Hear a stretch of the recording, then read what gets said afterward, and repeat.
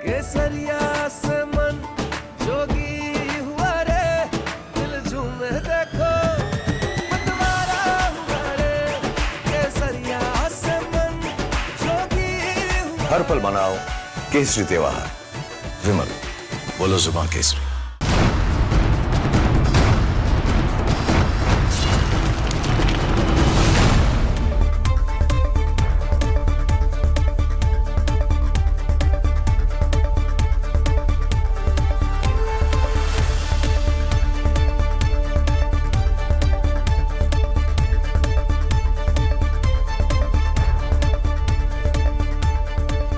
नमस्कार, बहुत स्वागत है आपका। आप देख रहे हैं प्रहार, आपके साथ मैं हूं सलोनी श्रीवास्तव मेरा। और प्रहार में सबसे पहले बात आज अमेरिका की, जहां अंतर्राष्ट्रीय निर्णय कूटनीति से नहीं दबाव की शक्ल में हो रहे हैं। अमेरिका के राष्ट्रपति कार्यालय से ऐसा संदेश सामने आया है जिसने कई देशों को सतर्क कर दिया है। एक तस्वीर साझा की गई और उस पर किया गया दावा विवाद की वजह बना और देखते ही देखते ग्लोबल पॉलिटिक्स में हलचल तेज हो गई, क्योंकि मामला सीधे देशों की सीमाओं और उनकी सुरक्षा से जुड़ा है।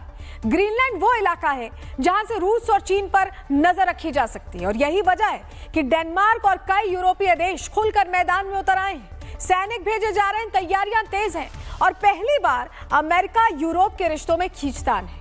उधर ईरान के मोर्चे पर भी दबाव बढ़ रहा है। अमेरिकी नौसेना की मौजूदगी बता रही है कि वॉशिंगटन अब चेतावनी से आगे बढ़कर कार्रवाई का संदेश दे रहा है, यानी एक साथ दो मोर्चों पर टेंशन है। अब बड़ा सवाल यही है कि क्या ट्रंप वाकई पूरी तरह से आउट ऑफ कंट्रोल हो चुके हैं और अमेरिका राष्ट्रपति की नीतियों पर रोक लगाने का क्या कोई फॉर्मूला बचा है?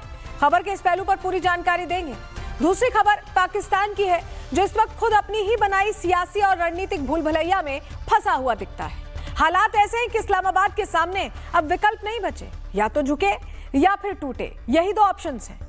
एक तरफ चीन का दबाव लगातार बढ़ रहा है, दूसरी तरफ भारत की सख्त और स्पष्ट सुरक्षा नीति ने पाकिस्तान की पुरानी चालों की हवा निकाल दी।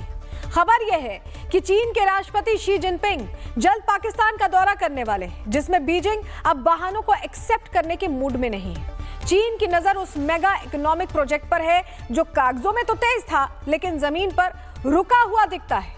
पाकिस्तान इस वक्त दो नावों पर पैर रखकर चलने की कोशिश कर रहा है। वो अमेरिका के साथ रिश्ते सुधारने का दिखावा कर रहा है, तो चीन से लगातार मदद की उम्मीद भी कर रहा है। लेकिन बीजिंग अब संकेत नहीं, नतीजे चाहता है। कैसे पाकिस्तान अमेरिका चीन के बीच संतुलन साधते साधते खुद को रणनीतिक खाई में ढकेल रहा है, इस पर भी पूरी डिटेल देंगे।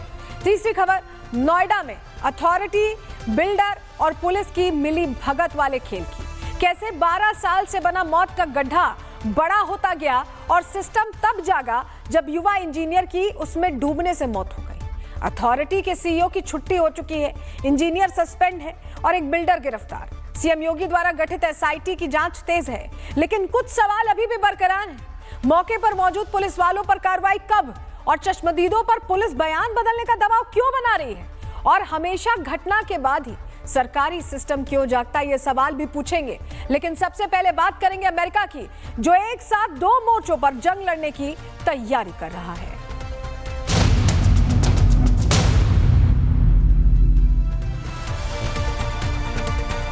तो चलिए प्रहार की शुरुआत करने जा रहे हैं आज की सबसे बड़ी खबर के साथ, क्योंकि आज डोनाल्ड ट्रंप की एक जिद के चलते पूरी दुनिया खतरे में आ चुकी है। डोनाल्ड ट्रंप ने अपने एक साल के कार्यकाल में दुनिया को किस मोड़ पर लाकर खड़ा किया है, तस्वीरें आपको दिखाते हैं, पूरी कहानी बताते हैं कि हुआ क्या है। देखिए, जहां अरब सागर में डोनाल्ड ट्रंप का सबसे खतरनाक यूएसएस अब्राहम लिंकन युद्धपोत शिकार के लिए निकल चुका है। यह युद्धपोत मिडिल ईस्ट की तरफ बढ़ रहा है और इसके निशाने पर है ईरान के supreme leader ayatollah Ali Khamenei.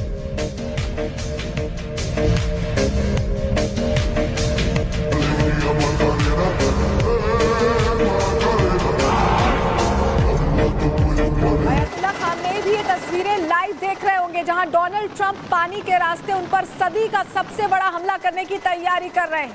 मतलब हथियार निकल चुके हैं, बस इंतजार है तो उस पल का जब अमेरिका का ये सबसे खतरनाक युद्धपोत ईरान के करीब पहुंचेगा।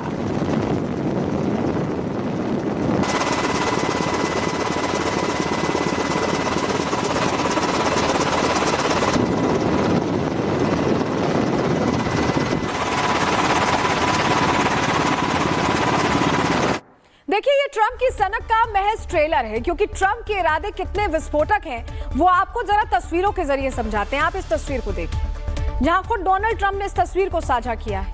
इस तस्वीर में ट्रंप के सामने यूरोप के नेता बैठे हुए हैं। आप जरा ध्यान से देखिएगा इस तस्वीर को। और पीछे एक तस्वीर लगी हुई है।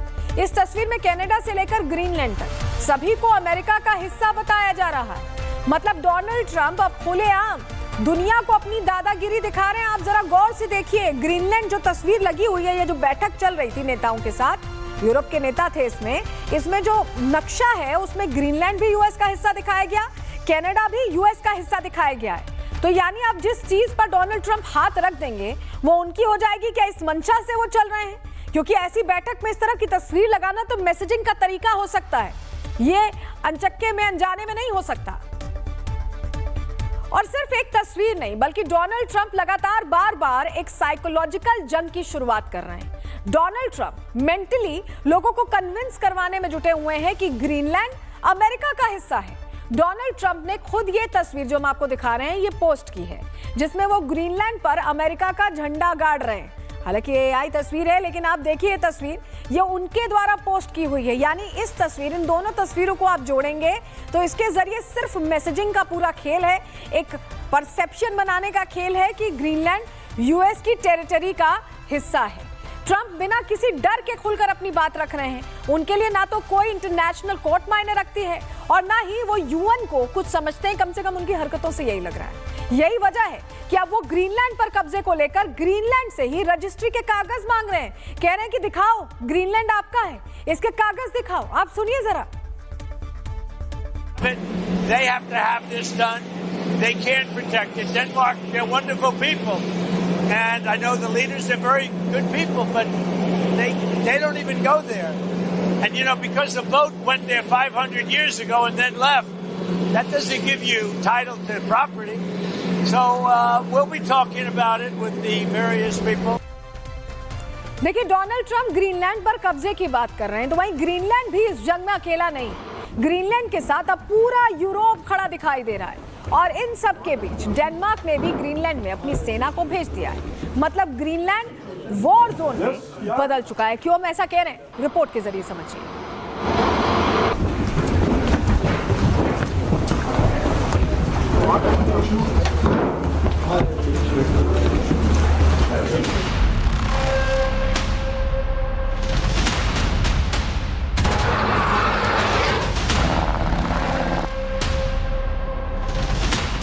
ट्रंप के ओवल ऑफिस में घड़ी टिक टिक नहीं करती, बल्कि ट्रंप करती है।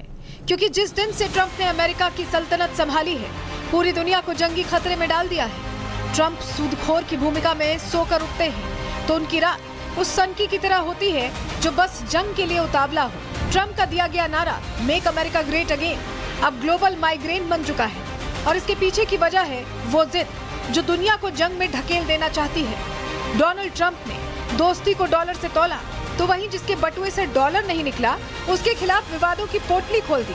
कभी टैरिफ से धमकाया तो कभी समुद्र में अपना लड़ाकू हथियार छोड़ दिया।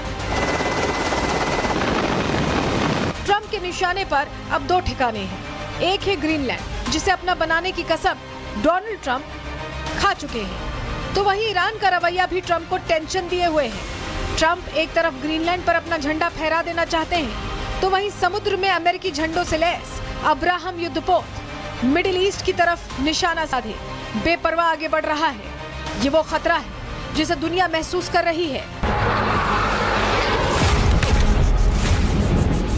जंग की आहट दो मोर्चों पर सुनी जा सकती है। एक मोर्चा है ग्रीनलैंड, जिस पर ट्रंप की निगाहें टिकी हुई हैं, तो दूसरा है ईरान, जिस पर ट्रंप पंजा मारकर बैठे हैं। मतलब साफ है, एक साल के अपने कार्यकाल में ट्रंप ने युद्ध का टीजर दिखाया। कार्यकाल खत्म होने से पहले वो जंग भी दिखा देना चाहते हैं। Bureau report, Republic Bharat. अब आप ये समझिए कि दुनिया में महाजंग छिड़ चुकी है। किस तरह से ये महाजंग छिड़ी है, पूरी जानकारी चलिए आपको ग्राफिक्स के जरिए देते हैं, आपको बताते हैं कि हो क्या रहा है। ग्रीनलैंड को किसी भी कीमत पर छोड़ने के मूड में ट्रंप दिखाई नहीं देते। दुनिया के सबसे बड़े द्वीप ग्रीनलैंड को लेकर जुबानी जंग शुरू हो गई है। ग्रीनलैंड की जिद को लेकर अमेरिका और यूरोप में अब तनातनी बढ़ गई है। ट्रंप ने सैन्य बल के जरिए कंट्रोल पर नो कमेंट कहा है। नो कमेंट, मतलब वो कुछ कहना नहीं चाहते। मतलब ट्रंप ने ग्रीनलैंड पर सैन्य हमला करने का विकल्प अब खोला है। वहीं दूसरी तरफ 8 यूरोपीय देशों ने अमेरिका को खुली चुनौती दे दी है। ट्रंप की धमकियों के जवाब में डेनमार्क ने ग्रीनलैंड में सेना उतार दी है। ग्रीनलैंड पर डेनमार्क का अधिकार है और वो इसे बचाने में जुटा हुआ है।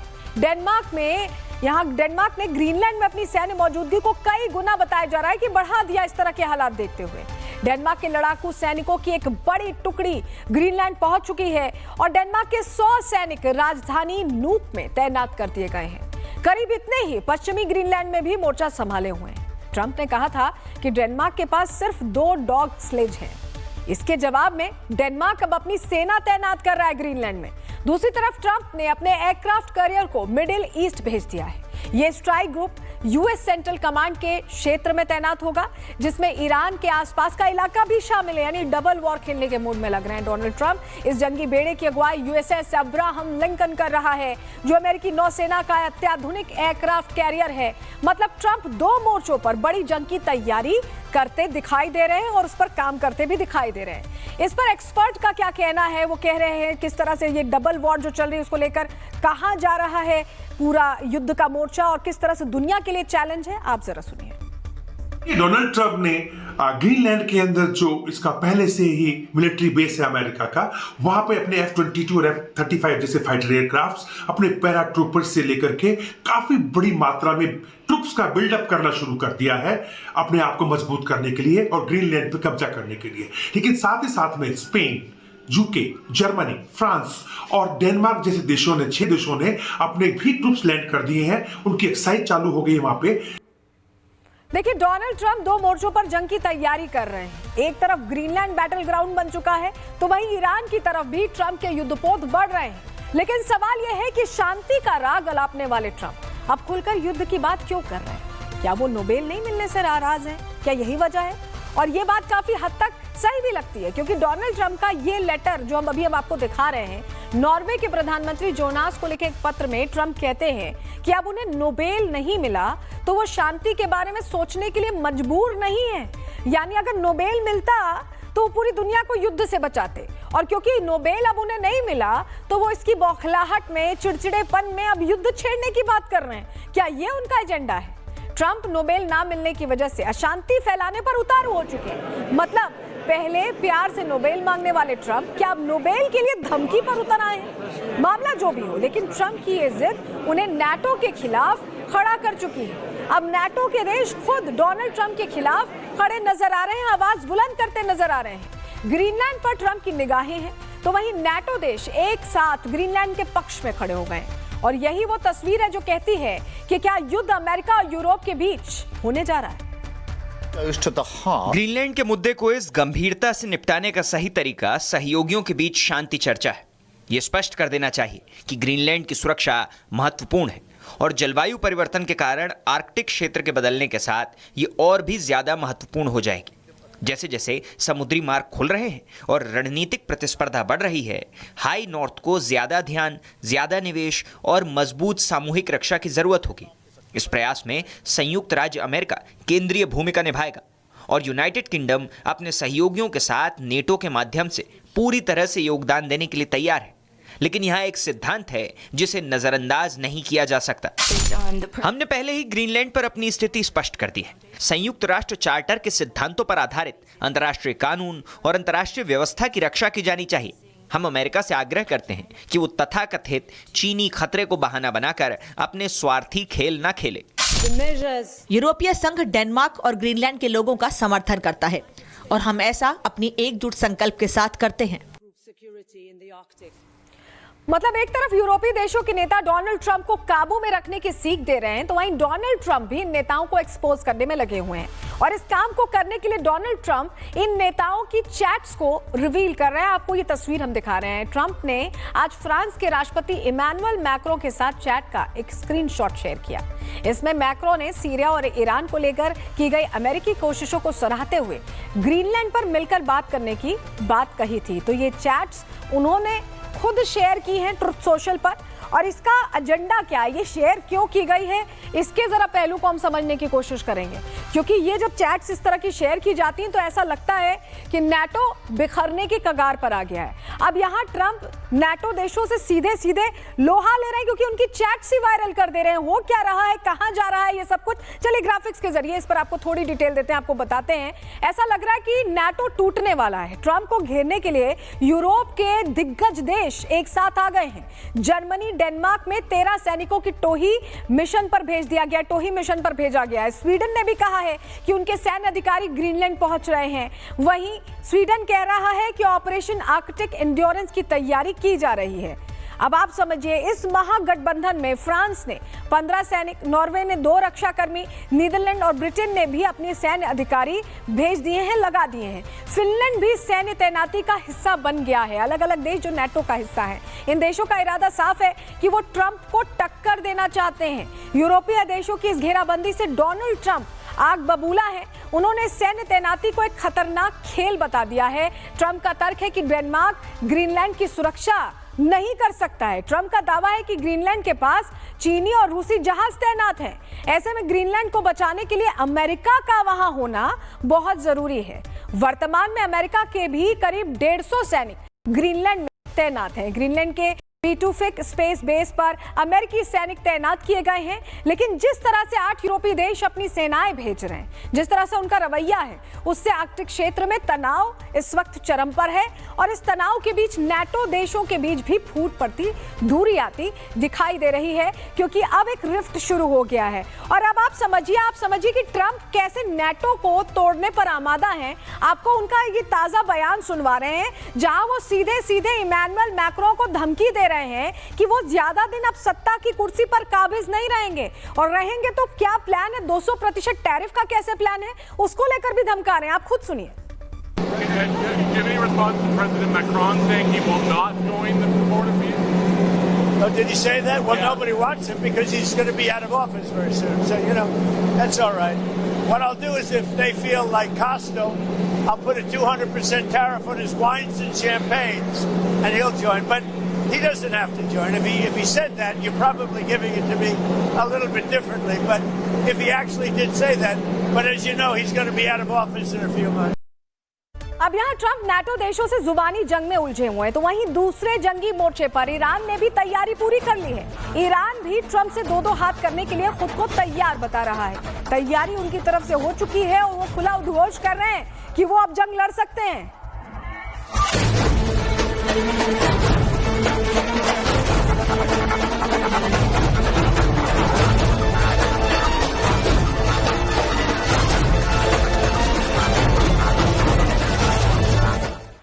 ईरान की तरफ से भी डिजिटल वॉरफेयर शुरू कर दिया गया है, जहां ईरानी सरकारों से जुड़े लोग ट्रंप को चुनौती देते हुए कह रहे हैं कि वो इस युद्ध के लिए पूरी तरह तैयार हैं। और ये ईरानी सरकारों से जुड़े लोग हैं जो सीधे सीधे कह रहे हैं कि हमारी तैयारी पूरी, हम रुकने वाले नहीं हैं।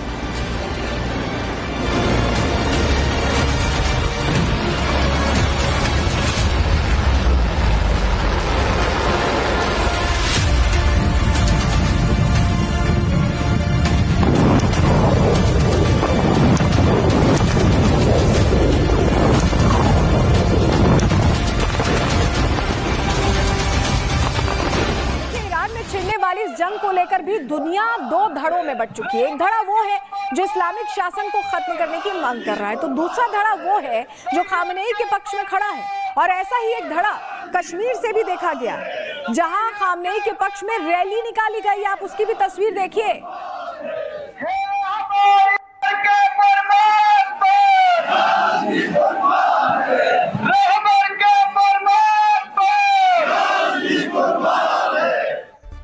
देखिए, खामनेई के पक्ष में भारत के कुछ मुसलमान क्यों खड़े हैं। अगर आप ऐसा सोच रहे हैं तो इस बात को आप ऐसे समझिए कि खामनेई का समर्थन ज्यादातर वो मुसलमान करते हैं जो खुद को शिया बताते हैं। और इसके पीछे की वजह क्या है, चलिए ग्राफिक्स के जरिए आपको थोड़ी डिटेल इस पर भी दे देते हैं। देखिए, ईरान एक इस्लामिक देश है। लगभग 99% आबादी इस्लाम को मानती है। इस्लाम के भीतर भी अलग अलग संप्रदाय होते हैं। ईरान में रहने वाले 90 से 95% लोग शिया मुस्लिम हैं, जबकि 5 से 10% लोग सुन्नी मुस्लिम हैं।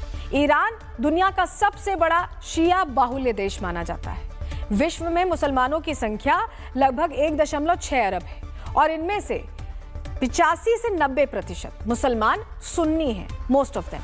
सिर्फ 10% मुसलमान शिया हैं। पूरी दुनिया में शिया मुसलमान अल्पसंख्यक हैं, लेकिन ईरान और इराक जैसे देशों में बहुसंख्यक। ईरान में शिया इस्लाम की जड़ें बहुत गहरी, और यही वजह है कि भारत या और देशों में जो शिया लोग हैं वो समर्थन के लिए खड़े हैं। अब दुनिया भर के शिया मुसलमान खामनेई के साथ क्यों ना खड़े, लेकिन तख्ता पलट की गूंज दूर तक सुनाई देने लगी है। अमेरिका के अंदर यहाँ पर बटे ईरान के निर्वासित क्राउन प्रिंस, जो ईरान के निर्वासित क्राउन प्रिंस है रेजा पहलवी, ने भी ऐलान कर दिया है कि खामनेई ईरानियों के खून के प्यासे हैं। ऐसे में उनका हिसाब करने का समय आ चुका है। رهبر رژیم اشغالگر ایران است. تو یک جنایتکار ضد ایرانی هستی. نه شرافت داری، نه انسانیت. دستانت به خون 10,000 ایرانی آغشته است. به خون کودکان، جوانان، بیگناهان.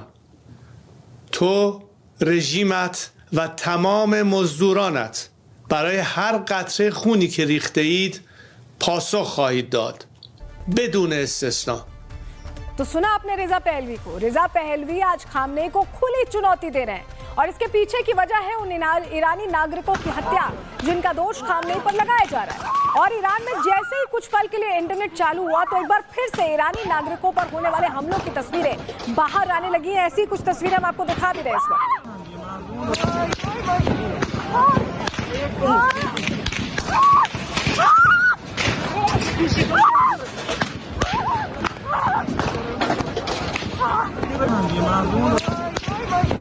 और आपको अगली तस्वीर दिखाते हैं। ये दूसरी तस्वीर देखिए, जहां ईरानियों ने पुराना झंडा उठा लिया है। इस झंडे को दिखाकर वो खामनेई की सत्ता पलट को कसम देने की कोशिश कर रहे हैं। सत्ता पलटने की जो उनकी कसम है उसको दोहराने की कोशिश कर रहे हैं। आप तस्वीरों में देख रहे हैं, ये खामनेई की जो सत्ता को ये हटाना चाहते हैं, उस प्रण को दोहराते हुए पुराना झंडा है जिसमें आप सूर्य और शेर को देख पा रहे हैं।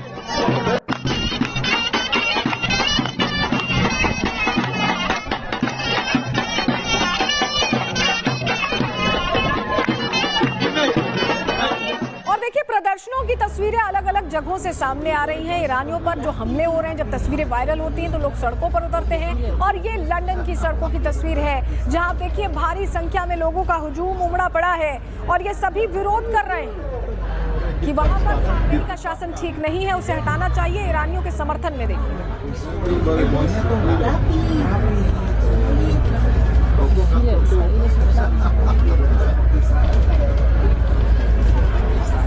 दिखा रहे हैं, जहां आप लोगों को भारी संख्या में देख रहे हैं। और ऐसी तस्वीरें सिर्फ लंदन से नहीं, ह्यूस्टन से भी सामने आई हैं। ह्यूस्टन की तस्वीरें हम यहां आपको दिखा रहे हैं, जहां ईरानी नागरिकों के समर्थन में लोग बड़ी संख्या में, देखिए ये एरियल एंगल से तस्वीरें आप देखिए, झंडा लेकर लोग सड़कों पर निकले हुए हैं और कह रहे हैं कि खामनेई को हटाना चाहिए।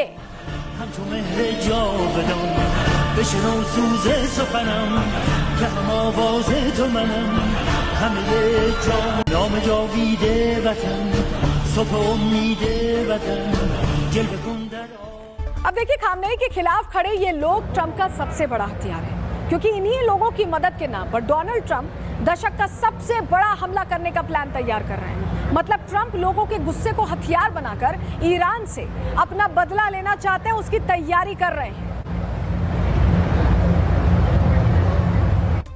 साथ ही ये भी जान लीजिए कि ट्रंप के राष्ट्रपति कार्यकाल को आज ही 1 साल पूरा हो चुका है, लेकिन इस 1 साल में ट्रंप के आपने अलग अलग कितने चेहरे देखे होंगे, कितने किरदार देखे होंगे, दुनिया पर इसका क्या असर दिखाई देता है, महीना दर महीना करके आपको जरा बताते हैं कि इस 1 साल के कार्यकाल में क्या क्या हुआ है। पहले महीने की बात कर लेते हैं, ग्राफिक्स आपके सामने डिटेल रख रहे हैं। देखिए, पहले महीने में देशों को ट्रंप ने डील कहा, अलायंस को सब्सक्रिप्शन और अंतरराष्ट्रीय संस्थाओं को फिजूल खर्च बता दिया।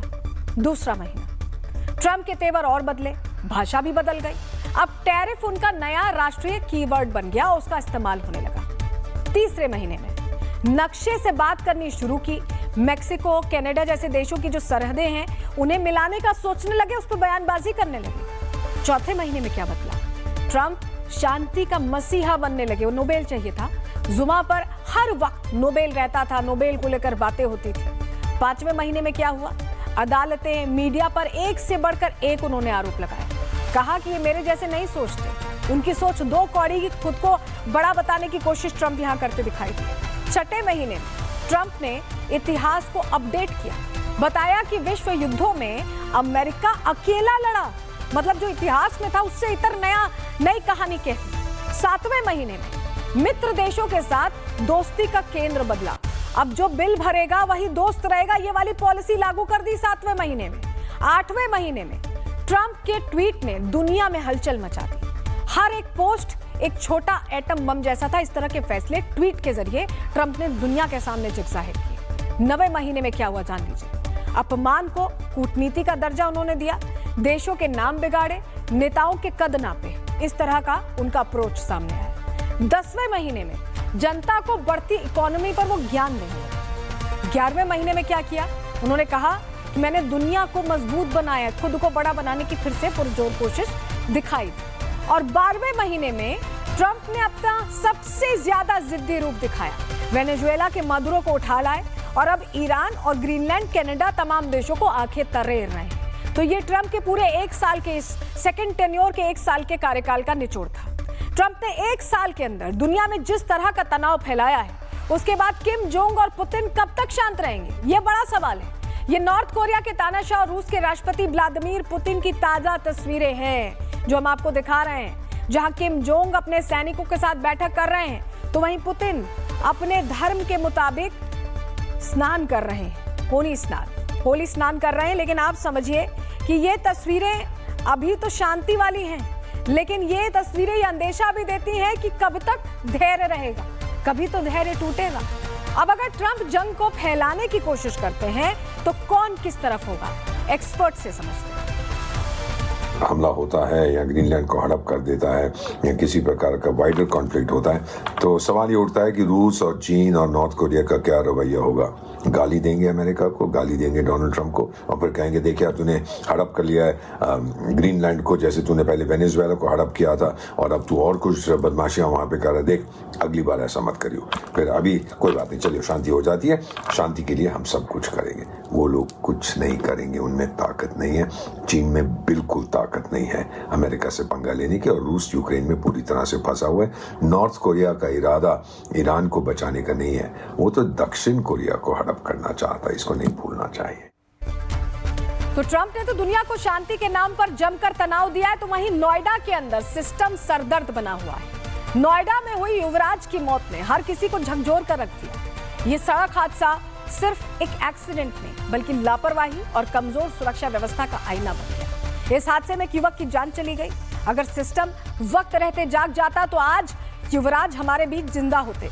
इंजीनियर युवराज की दर्दनाक मौत के 4 दिन बाद भी उनकी कार आज तक गड्ढे में फंसी हुई है। आप तस्वीर देख रहे हैं। प्रशासन क्रेन की मदद से कार को निकालने की कोशिश कर रहा है, लेकिन सवाल यही कि ये जो काम अभी किया जा रहा है वो हादसे वाले दिन क्यों नहीं किया गया। और तस्वीर से सवाल ये खड़े होते हैं कि जब प्रशासन एक गाड़ी नहीं निकाल पा रहा है, वो एक शख्स को क्या निकाल पाता।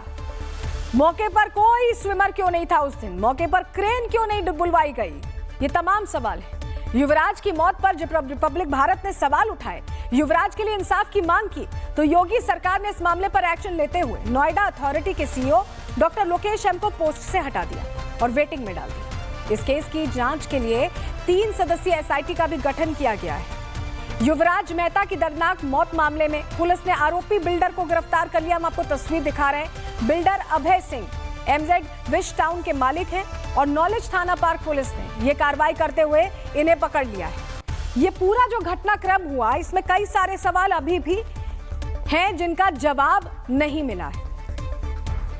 देखिए, ये जो घटना हुई, आज गाड़ी तक नहीं निकाली जा सकी है, और ऐसे में सिस्टम क्या चाहता है, क्या सिस्टम इतना नाकाम है, जरा इसको समझने की कोशिश करते हैं। 4 दिन बाद भी पानी में फंसी हुई है युवराज की गाड़ी, अभी तक निकालने की कोशिश चल रही। जब मैं ये खबर आपको बता रही हूं, आप सोचिए कि 4 दिन हो गए हैं, ये गाड़ी नहीं निकाल पा रहे हैं, ये शख्स को कैसे निकालते। युवराज मौत मामले में बिल्डर की गिरफ्तारी हुई है। इस केस को लेकर सीएम योगी ने बड़ा एक्शन लिया है। एसआईटी का गठन हो गया है। नोएडा अथॉरिटी के सीईओ को पद से हटा दिया गया है। सीईओ लोकेश एम वेटिंग में भेजे गए हैं। वहीं जांच के लिए 3 सदस्यीय एसआईटी जो मैं आपको बता रही हूं उसका गठन हो चुका है। एडीजी जोन मेरठ की अध्यक्षता में एसआईटी जांच करेगी। एसआईटी में मेरठ के मंडलायुक्त, पीडब्ल्यूडी और चीफ इंजीनियर हैं और 5 दिन में योगी को रिपोर्ट सौंपने की बात है। 5 दिन में रिपोर्ट योगी आदित्यनाथ ने तलब की है। लेकिन आप ये समझिए कि इसके बावजूद सवाल ये बरकरार है कि वो पुलिसकर्मी, वो बचाव दल जो उस वक्त जब युवराज चीख रहे थे, मौत के लिए पुकार रहे थे, बचना चाहते थे, मौत से बचना चाहते थे, तब वो दल क्या कर रहा था, उन पर कार्रवाई कब होगी? हमारी सहयोगी कोमल की ग्राउंड रिपोर्ट इसी से जुड़ी आपको दिखा रहे हैं। इंजीनियर मौत मामले में बहुत बड़ा अपडेट निकलकर सामने आया है, जहां पे एमजेड वेस्ट टाउन के जो बिल्डर है अभय कुमार, उनको गिरफ्तार किया गया है। मेरी मौजूदगी इस वक्त नॉलेज पार्क थाना की है, जहां पे आपको तस्वीरें दिखाए तो इसी थाना की पुलिस ने जो है बिल्डर अभय कुमार को गिरफ्तार किया है। 4 दिन हो गए इस घटना के बाद। लगातार गंभीर सवाल खड़े हो रहे थे, बिल्डर्स को लेकर के भी सवाल खड़े हो रहे थे कि अभी तक बिल्डर को आखिर क्यों नहीं गिरफ्तार किया गया है, क्योंकि जिस तरह से बात अगर करें तो जिस स्पॉट पर ये पूरी घटना हुई है वहाँ पे एक निर्माणाधीन बेसमेंट था, उसी में बेसमेंट में पानी भरा होता है, नाला जो है वो कवर नहीं होता है और उसी की वजह से जाकर कितना बड़ा हादसा होता है। और आज युवराज जो कि एक इंजीनियर था, 27 साल का इंजीनियर था, उसकी इस हादसे में मौत हो जाती है। वहीं युवराज को बचाने की कोशिश करने वाले मुनिंदर सिंह ने आरोप लगाया कि पुलिस ने उनसे बयान बदलने का दबाव बनाया। 3 पुलिसकर्मियों ने उन पर दबाव बनाया, उन्हें सुनिए आप। जितने भी पत्रकार आ रहे हैं ये आके चले जाएंगे, हमें तुम्हें यहीं रहना, ध्यान रखना। चैलेंज दिया है मुझे, चैलेंज, और 100% बता बुला के बाहर थाने के सामने एक पार्क है, उसमें ले जाकर।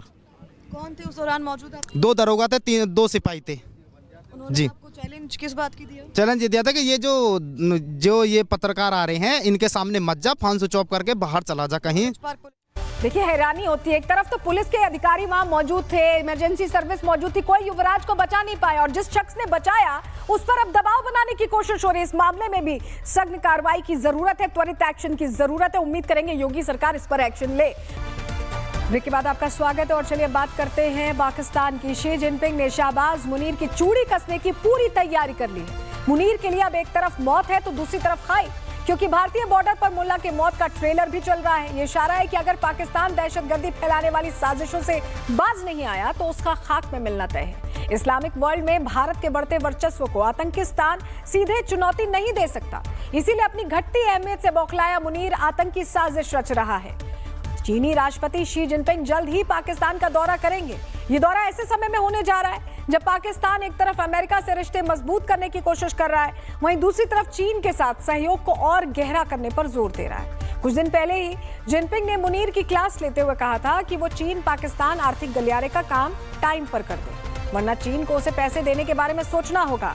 ये सवाल उनके मन में था और अब इसी प्रोजेक्ट को लग रहा है, इसी को लेकर कहीं ना कहीं पाकिस्तान के लिए चीन का और तेवर तल्ख होने वाला है और ज्यादा उनके दिमाग में जो चीजें चल रही हैं उसका आफ्टर इफेक्ट देखने को मिल सकता है। क्यों हम ऐसा कह रहे हैं आपको बताएंगे, क्योंकि जो दौरा तय हुआ है उसके बाद अब लग रहा है कि रास्ता आसान नहीं है। जिनपिंग का मुख्य फोकस चीन और पाकिस्तान आर्थिक गलियारा है। पाकिस्तान इस प्रोजेक्ट से भटक गया है और चीन पाकिस्तान आर्थिक गलियारा काम में पूरी तरह से सुस्ती आ गई है, जिसे लेकर जिनपिंग पाकिस्तान से नाराज चल रहे हैं। पाकिस्तान इन दिनों आतंकी साजिशों पर जोर दे रहा है और विकास के कामों पर उसका बिल्कुल ध्यान नहीं है, जो हमेशा ही रहता है। चीन पहले भी काम को लेकर पाकिस्तान को फटकार लगा चुका है, सवाल पूछ चुका है। चीन ने कहा था कि वो समय पर काम की डिलीवरी करे, पाकिस्तान से कहा था, वरना चीन को अपने निवेश के बारे में सोचना पड़ेगा, यानी पैसा देने के बारे में सोचना पड़ेगा। ये सीधे कह दिया गया चीन की तरफ से। और अभी हाल ही में आपको बताएं कि ये जो बातचीत चल रही है उसको लेकर अब और तल्ख तेवर दिख सकते हैं। क्यों हम ऐसा कह रहे हैं, आपके सामने जरा जानकारी रखते हैं, क्योंकि हाल ही में बीजिंग में हुई पाकिस्तान चीन विदेश मंत्रियों की 7वीं रणनीतिक वार्ता के दौरान चीनी अधिकारियों ने पाकिस्तान के काम करने के तरीके पर जमकर लताड़ लगाई थी। चीन ने कहा कि सीपेक की रीढ़ माने जाने वाले ग्वादर रोड और ग्वादर एयरपोर्ट के साथ साथ रोड कनेक्टिविटी आज भी पूरी तरह काम नहीं कर पा रही। ये सवाल पूछा गया था और इसको लेकर कई सवाल खड़े किए गए थे। और देखिए, अमेरिका की चापलूसी में लगे मुल्ला मुनीर और शाहबाज को चीन ने क्यों और कैसे हड़काया है, क्या वजह है इसके पीछे, पूरी अंदर की कहानी क्या है, चलिए ग्राफिक्स के जरिए थोड़ी डिटेल इस पर आपको दे देते हैं, आपको बताते हैं हुआ क्या है। चीन ने मुनीर और शाहबाज को सीपेक पर जमकर फटकार लगाई। 11 साल बीतने के बावजूद बड़े प्रोजेक्ट्स पर आज भी काम नहीं हुआ है। सीपेक के कई प्रोजेक्ट आज भी जमीन पर नजर नहीं आ रहे, सिर्फ कागज में दिखते हैं। चीन ने इन प्रोजेक्ट्स में भारी निवेश किया है, पर काम नहीं हो रहा। चीन ने बलूचिस्तान का जिक्र करते हुए पाकिस्तान को लताड़ा है। ग्वादर से सुक्कर को जोड़ने वाला M8 मोटरवे अब तक अधूरा पड़ा है, जबकि क्षेत्र की सड़कें असुरक्षित और कमजोर बनी हुई हैं। सीपेक का अहम हिस्सा ग्वादर सीपोर्ट अब तक शुरू नहीं हो पाया है। ग्वादर इंटरनेशनल एयरपोर्ट का भी कोई खास फायदा दिख नहीं रहा है। वहीं पाकिस्तान में चीन को अपना इन्वेस्टमेंट अब बर्बाद होता दिखाई दे रहा है। सीपेक की आर्थिक उपयोगिता पर भी सवाल खड़े हो रहे हैं और इसी को लेकर चीन सुरक्षा के मुद्दे पर सबसे ज्यादा चिंतित है, खासतौर पर चीनी नागरिकों और परियोजनाओं पर हो रहे हमलों को लेकर। बलूचिस्तान और खैबर पख्तूनख्वा में बढ़ती आतंकी घटनाओं की वजह से सीपेक प्रोजेक्ट्स की रफ्तार धीमी पड़ी है और चीनी निवेश पर जोखिम भी बढ़ गया है। जहां जिनपिंग के डर से पाकिस्तानी हुक्मरान थर-थर कांप रहे हैं, वहीं पाकिस्तान का मस्जिद प्रोपेगेंडा फेल हो गया है। बलूचिस्तान के अलगाववादी नेता मीर यार ने मस्जिद प्रोपेगेंडा पूरी तरह उसकी पोल खोल दी है। उन्होंने कहा है कि पाकिस्तान की बाहरी ताकतों ने बलूचिस्तान गणराज्य में करीब 40 मस्जिदों को नष्ट कर दिया है। ये उन्होंने खुद बताया है। बलोच नेता मीर यार ने पाकिस्तान को लेकर क्या क्या खुलासे किए हैं, चलिए आपको ग्राफिक्स के जरिए इस पर डिटेल दे देते हैं। बलोच नेता ने शहबाज और मुनीर को पूरी तरह से आईना दिखाया है। बलोच नेता मीर यार ने पाकिस्तान की पोल खोल दी है। मुनीर ने बलूचिस्तान में कई मस्जिदों पर बुलडोजर चलवाया, ये बता रहे हैं मीर यार। पाकिस्तान ने बलूचिस्तान में 40 मस्जिदों को नष्ट किया है। पाकिस्तानी फौज ने मस्जिदों पर बमबारी की, कुरानें जला दी गई हैं। पाकिस्तानी सेना ने अपने टैंकों को मस्जिदों की ओर बढ़ाया, आम लोगों पर तोपों से गोले दागे और मस्जिद को तोड़ दिया। इस तरह का रवैया अपनाया गया, इसको लेकर मीर यार ने बड़ा खुलासा कर दिया है। वहीं पाकिस्तानी नेता महमूद खान ने भी मुनीर और उनकी खोखली सेना की पोल खोल दी है। उन्होंने बताया कि जैसे वेनेजुएला में हुआ है, ठीक वैसा ही पाकिस्तान के साथ भी हो चुका है। वेनेजुएला में ट्रंप को पूरी सेना लगानी पड़ी, लेकिन पाकिस्तान को सिर्फ भारत के 2 हेलीकॉप्टर्स ने ही बर्बाद कर दिया। इसको लेकर उन्होंने सीधी बात कही है, सुनिए जरा। लोग वेनेजुएला पे परेशान है, मैं तफसील में नहीं जाता, अकलमंद को इशारा काफी है। हम कहते कुछ थे, करते कुछ थे। हमारे मुल्क के साथ ये वेनेजुएला से पहले हुआ। 2 हेलीकॉप्टर आए, उन्होंने हमारी सॉवरेनिटी के फरकचे उड़ा दिए। सिर्फ 2 हेलीकॉप्टर। एचएमई मुल्क, बेहतरीन फौज, 25 करोड़ इंसान, हम सब घरों में बैठे हुए थे। 2 हेलीकॉप्टर आए। चूंकि हम जो कहते हैं वो करते नहीं, जो करते हैं वो मानते नहीं। नतीजा क्या हुआ? वेनेजुएला में तो फिर भी बड़ी फौज गई, फलाना गई। हमारी सॉवरेनिटी 2 हेलीकॉप्टरों ने बर्बाद की। आए यहाँ चकराए, एक हेलीकॉप्टर को आग लगी, हम घर में दबके पे चले। इस तरह नहीं होगा। Let us trust our people. आए हम अपने उस पे, अफगानिस्तान, ईरान, हमारा खित्ता जनाब स्पीकर, डिप्टी स्पीकर, हमारा खित्ता मुश्किल में है, सख्त मुश्किल में। बास ताकतें चाहती हैं कि बास ताकतों के साथ फंजाजमाई करें, उनको मैदान जंग नहीं मिल रहा। देखिए, एक तरफ जहां पाकिस्तान की दुनिया भर में थू-थू हो रही है, वहीं मुल्ला मुनीर अपनी हरकतों से बाज नहीं आ रहे। उनकी शय पर लश्कर के आतंकी हिंदुस्तान पर समंदर वाला वार करने की साजिश रच रहे हैं। हाल ही के दिनों में लश्कर का एक वीडियो सामने आया, जिसमें ट्रेनिंग के दौरान जिहादियों को पानी पर लड़ने के लिए तैयार किया जा रहा था। लश्कर आतंकियों का ये वाटर जिहाद का मॉडल एक्सपोज हो गया है। दहशतगर्दी फैलाने के इस प्लान पर ये काम कर रहे हैं। आतंकी संगठन लश्कर ए तैयबा से जुड़ा एक नया वीडियो भी सामने आया है, जिसमें आतंकी समूहों को मिलने वाली सरकारी संरक्षण की पोल एक बार फिर खुल गई है, जिसमें आतंकी हारिस डार युवाओं को पानी जहाज के लिए उकसा रहा है। ये वीडियो इस बात का पुख्ता सबूत है कि पाकिस्तान अपनी धरती पर भारत के खिलाफ समुद्री और पानी के रास्तों से हमला करने की तैयारी कर रहा है। सुनिए जरा। सेल्फ डिफेंस, आप सड़क पे जा रहे हैं, को बंदा आगे कहता है जो कुछ है निकाल दो, तो एक ये आप अपना मोबाइल और पैसे उसको दे के घर आके के अल्हम्दुलिल्लाह जान बच गई, और एक ये है कि आप कोई तकनीक इस्तेमाल करें। तो किसी ने ट्रेनिंग की हुई है, हमारी जमात का नाम लिया पाकिस्तान मरकजी मुस्लिम लीग, अब पानी की फौज तैयार करेंगे। अब वो पानी की फौज तैयार करेंगे, और जो बाबरपुर में अल्हम्दुलिल्लाह मोटर बोट हैंडलिंग की क्लास चली है, उसको बाकायदा तौर पर मीडिया में चलाया जा रहा है, इंडियन मीडिया पर। लश्कर के आतंकी वाटर जिहाद फैलाने की कोशिश कर रहे हैं, वहीं जैश के दहशतगर्द हिंदुस्तान को दहलाने की फिराक में। इन आतंकियों के नापाक मंसूबों पर भारतीय सेना ने पानी फेर दिया है, और किश्तवाड़ में सेना ने आतंकियों के एक बड़े ठिकाने का खुलासा किया। तस्वीर हम आपको दिखा रहे हैं। सुरक्षा बलों को यह अड्डा जंगलों के बीच कच्ची मिट्टी से बने एक छुपा कर रखी गई जगहों पर मिला है, जहां आतंकी लंबे समय से छिपे हुए थे। सूत्रों के मुताबिक इसी ठिकाने से आतंकियों ने सुरक्षा बलों पर ग्रेनेड हमला भी किया, जिसके बाद कई घंटों तक मुठभेड़ चली। जवाबी कार्रवाई के दौरान आतंकी मौके से फरार होकर घने जंगलों की ओर भाग गए हैं। और तलाशी के दौरान सुरक्षा बलों को खाने पीने का सामान, बर्तन, कपड़े और रोजमर्रा के इस्तेमाल की चीजें मिली हैं। इससे साफ है कि आतंकी यहां लंबे समय तक ठहरने की तैयारी में थे। लगभग 12,000 फीट की ऊंचाई पर बनाए इस ठिकाने में गैस सिलेंडर, गैस चूल्हा, खाना बनाने के बर्तन, 2 से 3 महीने का राशन और पानी के लिए प्लास्टिक का बड़ा ड्रम मिला है। अब सवाल यह है कि इतनी ऊंचाई पर आतंकी ये सामान कहां से लाए, किसने उन तक ये पहुंचाया, कहां से लाए, ये तमाम सवाल हैं जिनकी तह तक पहुंचने की कोशिश की जा रही है। आतंकियों के अड्डे के खुलासे के बाद सुरक्षा एजेंसियों ने सतर्कता, आप तस्वीर में देखिए, बढ़ा दी। पूरे इलाके में सर्च ऑपरेशन तेज कर दिया गया है और जंगलों में फरार आतंकियों की तलाश तेजी से की जा रही है। पूरे इलाके में सर्च ऑपरेशन चलाया जा रहा है। मुल्ला मुनीर गणतंत्र दिवस से पहले आतंकियों के साथ मिलकर कौन सी साजिश रच रहा है, परत दर परत सबकी पोल खुल चुकी है। किश्तवाड़ में सुरक्षा बलों ने कैसे आतंकी ठिकानों का पर्दाफाश किया, वहां क्या कुछ मिला, आपको ग्राफिक्स के जरिए थोड़ी डिटेल इस पर दे देते हैं। दरअसल जम्मू कश्मीर के किश्तवाड़ में आतंकी ठिकाना मिला है। आतंकी संगठन जैश ने यह ठिकाना बना रखा था। जैश के इस ठिकाने से 3 महीने का राशन मिला है। मतलब यहाँ लंबे समय तक रहने की योजना थी आतंकियों की। आतंकी कुछ बड़ा करने की साजिश रच रहे हैं। आतंकियों ने यहीं से ग्रेनेड अटैक किया था, जिसके बाद सुरक्षा बलों ने सर्च ऑपरेशन चलाया। इस दौरान आतंकियों और सुरक्षा बलों में मुठभेड़ भी हुई, जिसमें सेना के जवान गजेंद्र सिंह शहीद हो गए। सर्च ऑपरेशन के दौरान आतंकियों के ठिकानों का खुलासा हुआ है। किश्तवाड़ में 2 से 3 आतंकियों के छिपे होने की खबर है, जिनकी तलाश में सर्च ऑपरेशन चलाया जा रहा है और लगभग 12,000 फीट की ऊंचाई तक ये आतंक का ठिकाना बनाया गया था। सुरक्षा बलों को यहाँ से गैस सिलेंडर, चूल्हा, बर्तन सब कुछ मिला है। पानी के लिए प्लास्टिक का बड़ा ड्रम मिला है। इन सभी सामानों को कब्जे में लेकर अब जांच तेज कर दी गई है और इन सामानों को देखकर सवाल यही है कि क्या लंबे समय से ये तैयारी कर रहे थे और क्या कुछ बड़ा करने की तैयारी थी, लंबा रहने की तैयारी थी। इन तमाम सवालों को लेकर अब पूरे मामले की जांच चल रही है। इससे जुड़ी एक रिपोर्ट आपको दिखा रहे हैं।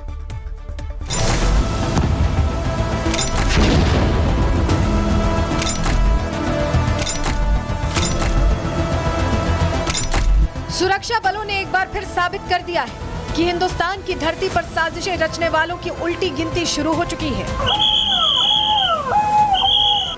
जम्मू कश्मीर की पहाड़ियों में आतंकियों की नापाक चाल बेनकाब हो गई है। किश्तवाड़ के इलाके में बसे जंगलों में जैश के आतंकियों ने अपना अड्डा बनाया हुआ था, जहां खाने पीने का सामान बरामद हुआ है। आतंकियों की इस रसोई में खाने पीने के साथ भारत के खिलाफ आतंकी सोच भी पक रही थी। दहशतगर्दी का प्लान बनाया जा रहा था। इन तस्वीरों में आप जो कुछ भी देख रहे हैं उसके मायने आपको समझने चाहिए। यहाँ किसी बड़े हमले की साजिश रची जा रही थी। आतंकियों की रसोई में राशन का सारा सामान था।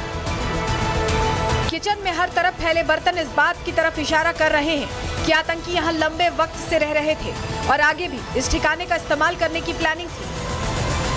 जम्मू कश्मीर के किश्तवाड़ जिले में सुरक्षा बलों ने आतंकियों के एक बड़े हाइडआउट को ध्वस्त किया है। ये हाइडआउट जैश-ए-मोहम्मद के आतंकियों द्वारा इस्तेमाल किया जा रहा था और इसमें खाने पीने का इतना सामान मौजूद था कि कई महीनों तक आतंकी यहाँ पर रह सकते थे।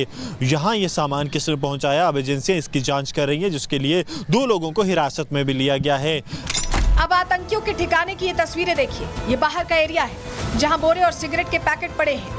सुरक्षा बलों के एक्शन के बाद आतंकी सारा सामान छोड़कर यहां से फरार हो गए, जिनकी तलाश की जा रही है। चप्पे चप्पे पर सुरक्षा बल अपनी नजर बनाए हुए हैं। आतंक के इस पूरे हाइडआउट के अंदर सुरक्षा बलों को आतंकियों द्वारा खाने पीने के लिए कच्चा सामान, बल्कि उसके अलावा पैक्ड सामान भी मिला, जो इस तरफ इशारा करता है कि स्थानीय नागरिकों की मदद से ही ये सामान यहाँ पर पहुँचा था। यहाँ तक कि चूल्हा और गैस सिलेंडर भी आतंकियों के लिए इस आतंकी ठिकाने में मौजूद थे। वहीं बारामूला में भी सुरक्षा बलों ने आतंकी साजिश को चोट दी और आईईडी हमले की प्लानिंग को बेनकाब कर दिया है। ये आतंकी भारत की चेतावनी को भूल गए हैं कि जो भी घाटी को दहलाने की कोशिश करेगा, जो भी आतंकी मंसूबा पालेगा, उसे जमीन से 6 फीट नीचे गाड़ दिया जाएगा। Bureau report, Republic Bharat. और इसी के साथ प्रहार में वक्त हो गया एक छोटे से ब्रेक। ब्रेक के बाद कुछ और खबरें लेकर लौट रहे हैं, बने रहिए हमारे साथ।